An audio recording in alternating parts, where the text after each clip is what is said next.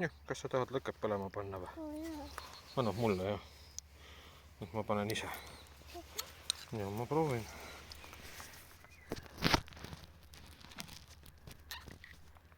Püüame siis niimoodi sättida, et äkki on niimoodi näha,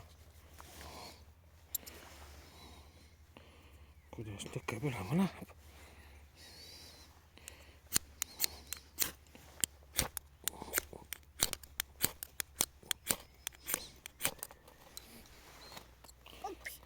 Hopsti.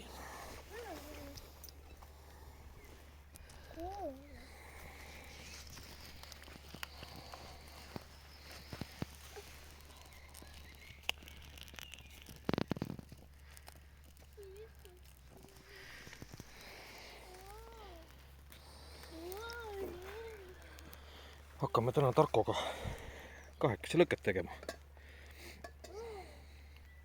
Ja siis istume mehed lõkke ääres õhtul.